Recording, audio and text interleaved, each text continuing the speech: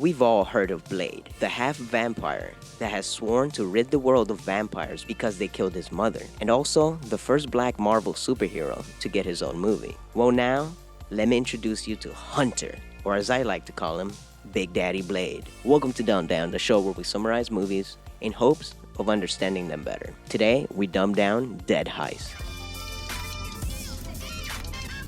Before I get started with the movie, please make sure to subscribe and drop a like. We have many more videos to come.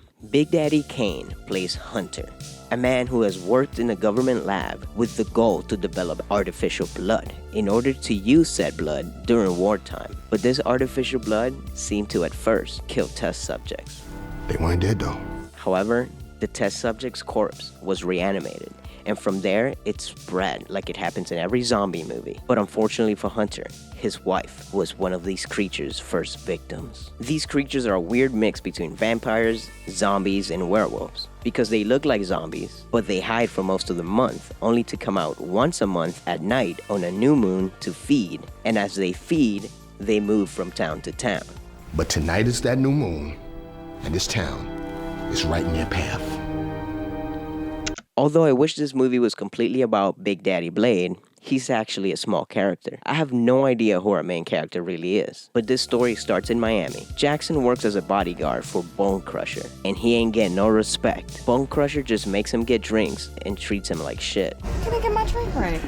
Yo, Jackson, I'm getting another drink, man. So he goes to his boss, played by none other than E-40, and he tells him that he's out. He doesn't want to be part of this life anymore. What the fuck you getting all loud and shit and boisterous and talking big bronco in the motherfucker's face for? You better kill the attitude before you forget who the fuck you talking to. But E-40 is not gonna let him go so easily. He wants him to do one last job for him, and then he can bounce and move on with his life. So what are you telling me? One more job? One more job and it's done. At the same time, these four small-town gangsters are tired of hustling the streets, so they're trying to band together to pull a big bank heist. They also work for E-40, dealing on corners and whatnot. But in order to pull this heist, they will need to go to E-40 and beg him to lend them some weapons. But before I forget, I have no idea what the hell Avrix is, but almost every character in this movie wears an Avrix brand t-shirt at one point or another. Nothing like blatant product placement to make a movie feel cheaper than it already is. So these gangsters roll up to E-40 in the middle of one of his many side hustles. Oh, it's good. This is my new side hustle, pimp. It's a lot of yaper and that lesbian shit. Why? They inform E-40 about this heist they're trying to pull. But E-40 wants to know the details before he agrees to lend them any weapons. Give me the 555-1212. What's the details? He's skeptical to help only because he thinks that they will fuck it up. So the only way he'll get involved is if E-40 gets a cut and sends a guy to oversee the other guys. By the way, I don't know who is in charge of writing subtitles for this movie, but they seem to have a real hard time subbing E-40's lines. So much so that at one point the subtitles just simply say unintelligible. Tear up out of here. So now these gangsters roll up to the small town where the bank is located. Here, they get to meet E-40's guy. And of course, he's Jackson, doing his last job in order to get out of this business and move on with his life. Jackson comes up with a plan for the heist. He tells him to wait in the motel room as he goes and scopes out the bank and the town. As Jackson walks around this town, he ends up inside a surplus store. Here is where he first meets Hunter, aka Big Daddy Blade. He starts up a conversation with Jackson, and he does everything in his power to come off as weird as possible. Let me tell you something. I've seen some shit in my day. And I mean, I'm sure you have too. I'm onto something really, really big. Something that will blow your fucking mind. Listen, man, I'm gonna give it to you straight. Tonight is a new moon. It's the one night of the month that they come out to feed.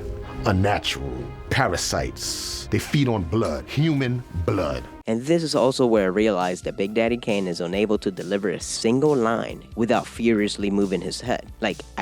Every single piece of dialogue requires him to shake his fucking head. It almost makes me dizzy every single time he speaks. As Jackson walks to the bank, he comes across a female police officer. She was told to keep an eye on him. Being that he's out of town, and this small town doesn't get many visitors, the cops are already profiling this guy for no reason. I mean, he's trying to rob a bank, but they don't know that. She even walks to the bank with him. While all of this is going on, the other four guys have decided that they will not follow Jackson's plan, and they're going to just do the heist right now. No planning whatsoever. Just go in and get out. Done. Simple, like the movies. So they end up running inside the bank as Jackson is in there. Everybody freeze! Nobody fucking move! They hold everyone inside hostage as they try to get their money. That includes Jackson, all the bank workers, and the police officer. And yes, it has been 30 minutes of movie, and not a single zombie/vampire-werewolf creature yet. Just riveting performances from people wearing Averax and Echo Unlimited clothing. Open up the drawers right now! I said now, bitch! They empty the safe and they are ready to head out. But the police officer inside the bank had enough time to set off the silent alarm, and an officer shows up. They decide that the best way to deal with this is to just blast the officer with a shotgun to the chest. Fuck! Oh, shit. And now, the shit hits the fan. Their getaway driver gets scared and takes off. Soon, more police arrive. But hey, let's not forget that this is a zombie movie. And it's now 45 minutes into the movie and the sun is setting in this town, prompting the zombie/vampire werewolves to begin their immersion. After they show up, they murder all the cops camped out outside of the bank. And they even get the getaway driver as he stopped at a gas station. But eventually, our hero shows up. Big Daddy Blade is seen murdering zombies left and right, and I guess all the budget went to hiring Big Daddy Kane because they can't even add muzzle flashes to these gunshots.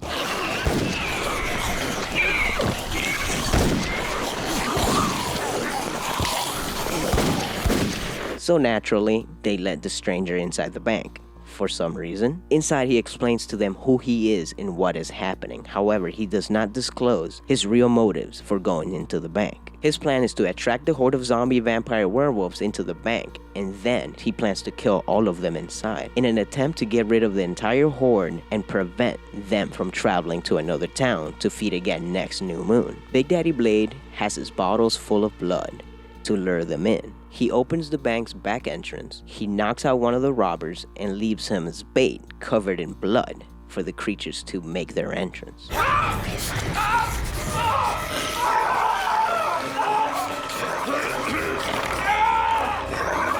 Once the zombies sneak in, they infect another one of the robbers, and they are forced to kill him as well because he turned into a zombie. And by the way, these zombies, you don't just shoot them in the head like any other zombie flick. They are only killed by shooting them in the heart. The accuracy you have to just nail someone's heart. Oh my god. They really wanted not to call them zombies, but instead created a bootleg hybrid creature. As more people get killed, now there are only 4 left.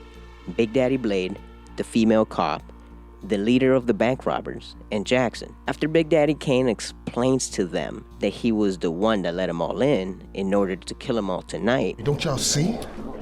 We got the chance to kill all of them tonight, before this spreads any further. Because if we don't, the next time that they come out to feed, millions of people may die. They get mad at him for 2 seconds, and they quickly all become professional zombie killers as they begin the final showdown, the last 4 standing versus the horde of zombie vampire werewolf creature things.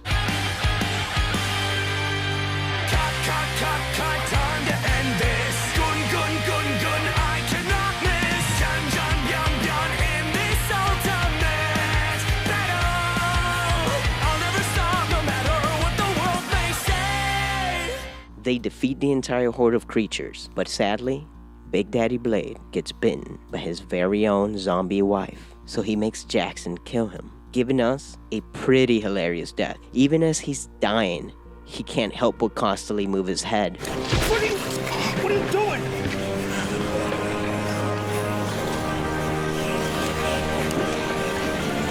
In the arms of the angels, fly away from here. In this dark, cold hotel room, and the endless love that you feel, you are pulled from the wreckage in your silent reverie.